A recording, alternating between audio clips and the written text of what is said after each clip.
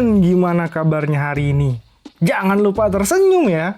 Kali ini kita akan bahas kelanjutan keseruan dari cerita di chapter sebelumnya.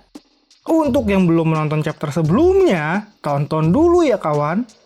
Oh ya, terima kasih untuk kalian sudah menonton video di channel Melody Cerita. Untuk membuat channel ini berkembang, jangan lupa like dan subscribe-nya ya kawan.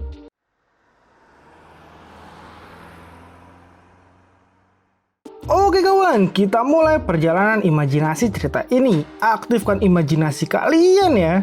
Pada chapter ini diperlihatkan Aosu sangat kaget dan sedih melihat Arexo yang tidak berdaya. Dia pun berkata, kali ini sangatlah gawat. Tadinya dia berlaga hebat menyombongkan kekuatan naga kuno.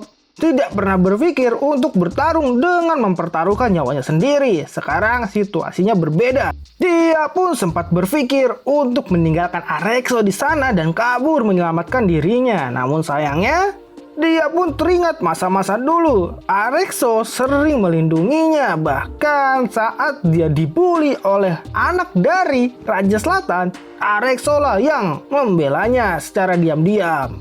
Sebenarnya, walaupun Arexo terlihat cuek, tapi Arexo selalu melindunginya. Dan Aosu pun juga sangat menyayangi Arexo. Berpikir untuk kabur meninggalkan Arexo sungguh keterlaluan. Meski dia ingin, tapi dia tidak bisa melakukannya. Arexo pun bertanya Aosu sedang apa, karena saat ini darah Arexo telah dihisap. Saat ini, Arexo pun terlihat sangat lemas dan berkata darahnya telah dihisap dan mereka seperti dipermainkan di dalam kandang. Sangstar kegelapan ingin menyiksa mereka sampai mati dan tiba-tiba Sangstar kegelapan itu pun datang lagi menyerang mereka. Dia ingin membuat kakak beradik itu mati.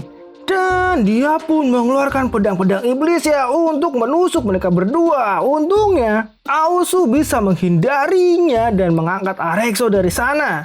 Dia pun langsung mengeluarkan petirnya untuk menyambar Sangstar itu. Sangstar itu pun langsung bersembunyi kembali. Aosu pun langsung mengangkat Arexo dan memintanya untuk meninggalkan gunung api itu yang dipenuhi dengan pedang-pedang iblis. Aosu pun berjalan sambil menginjak pedang-pedang itu dan itu sangatlah sakit. Dan Sangstar kegelapan pun sangat senang melihat mereka kesakitan. Karena menurutnya mereka tidak akan bisa keluar dari gunung pisau lautan apinya. Karena mereka akan mati kelelahan. Sedangkan di luar jebakan itu terlihat Yiwanci dan Ajiva sedang menaiki burung Kiaroro. Mereka melihat kobaran api yang sangat besar. Tapi sayangnya mereka tidak bisa menolong yang ada di dalam karena pembatas itu tidak bisa dimasuki dari luar menurut Yiwanci. Saat ini Aosu harus mengandalkan kekuatannya sendiri. Dan Ajiva pun berkata katanya naga kuno akan membantu. Situasi sekarang sangat berbahaya. Kelihatannya tidak ada pilihan lain untuk menunggu. Dan Yiwanci pun tiba-tiba berkata, dia hanya asal bicara. Ini adalah cara untuk mengangkat semangat pengecut si Aosu. Dan Ajiva pun yang mendengar itu sangat kaget. Sedangkan Aosu yang ada di dalam sana, dia berteriak meminta tolong. Dia terus-terusan meminta tolong pada kakek naga kuno. Namun itu membuat Arexo sangat heran dan dia bertanya kenapa Aosu terus mengatakan hal yang tidak dia mengerti. Kakek naga kuno itu apa? Dan di sini hanya ada mereka berdua. Namun Aosu pun juga berkata Arexo tidak akan bisa mengerti. Dia adalah leluhur suku naga. Hanya dia yang bisa menyelamatkan mereka. Dan Arexo pun meminta Aosu untuk sadar karena yang bisa menyelamatkan mereka hanyalah diri mereka sendiri. Aosu tidaklah fokus mencari kelemahan lawan, malah menghabiskan waktu meminta keajaiban. Karena kalau begitu hanya akan mempercepat mereka mati. Dan Aosu pun menampar tangan dari Arexo. Dia pun kesal karena perkataan Arexo sangat menyebalkan. Arexo tidak tahu apa-apa dan kenapa Arexo masih tidak bisa percaya padanya. Arexo pun berkata naga kuno ada atau tidak bukanlah hal yang penting. Dia tidak bisa menyelamatkan mereka. Aosu hanya perlu mempercayai diri sendiri, bertarung dengan serius. Itulah satu-satunya jalan. Namun lagi-lagi Aosu pun membantahnya dan berkata satu-satunya jalan adalah kabur dan tidak memperdulikan Arexo. Dia pun langsung memberitahu Arexo kalau tadi dia sempat ingin meninggalkan Arexo.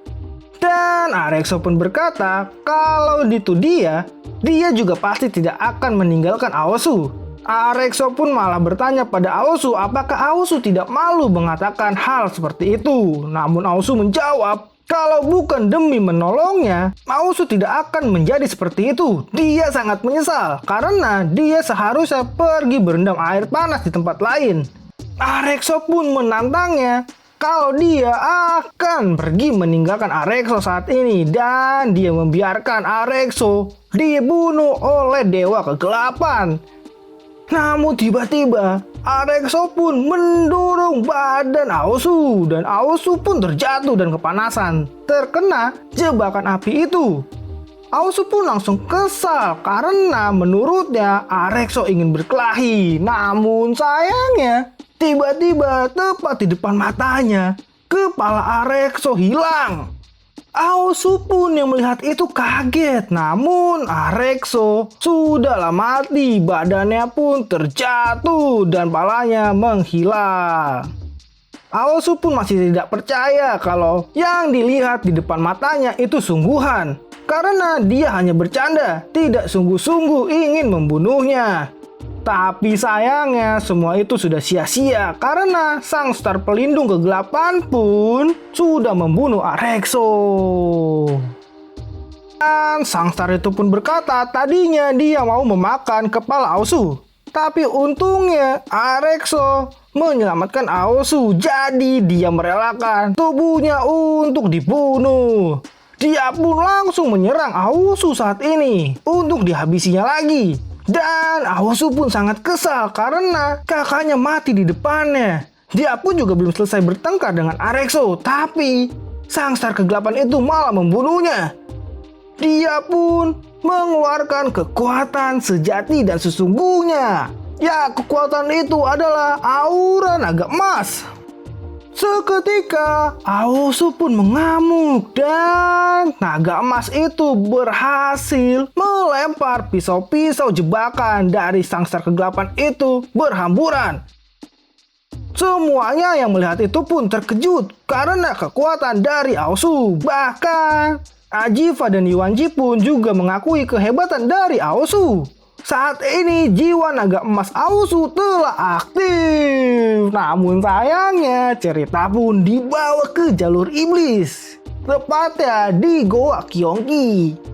Di sana, Di Sitian beserta pengawal-pengawal kegelapannya menemui siluman ular putih.